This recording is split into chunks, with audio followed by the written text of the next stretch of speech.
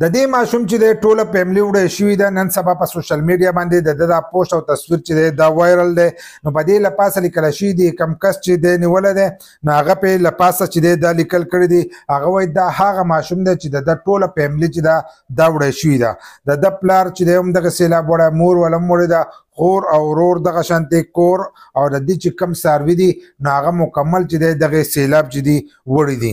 بل دا وایي دی چې دی اتفاقا بچ شوی دی اتفاقا دی په دغه وخت باندې چې دی د دې به بره چېرته رشته دارو دی د خپلو رشته دارو کره چې دی هلته کې تللی دی نو دی چې دی اتفاقا بچ شوی دی نو ما د ده نه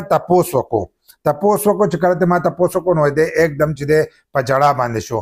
ما ورته ویل چې تا په اخرنۍ پیره باندې چې دی تا څه ولیدل نو دی एकदम چې دی په جړا باندې شو دی چې ما په اخرنۍ پیره باندې چې دی خپله مور ولیدله و زما مور چې دا هغه اوبو ډوبوله چې ما په هغه وخت کې دا خپله مور ولیدله نو ما خپله مور ولیدله او زما مور چې دی په ډوبېدو کې چې دی ما ته اشارې کولې نو د مور مینه داسې چې په خپله ډوبېدله خو خالي په خپل بچي باندې نظر لګېدله په هغه وخت کې چې دی خپل بچي ته اشارې کولې چې ته د دې اوبو نه چې دی اخوا شه او واپسې لاړ شه او وایي الوداعي دغه یې وشو دغه ملاقات مو سره شو او بیا اوبو چې دی هغه ډوبه کړه او ویې وړی زما مور نو ما خپله مور چې دا په اخرنۍ پیره باندې لیدلې نو داسې ډېر فیملیانې چې دی هغه وړي دي په ځینې فیملیانو کې یو کس پاتې شوی په ځینې کې د سره څوک چې دی پاتې شوی نه دی مکمل خاندانونه چې دي دا وړي دي نو موږ د دې دپاره خالي دعا کولی شو چې الله دې دې له رزمت صبر ورکړي او الله دې ټول مسلمانان د داسې آفتونو نه نور وساتي دا کوم آفتونه چې نن سبا په موږ باندې راځي الله دې د دا قسم آفتونو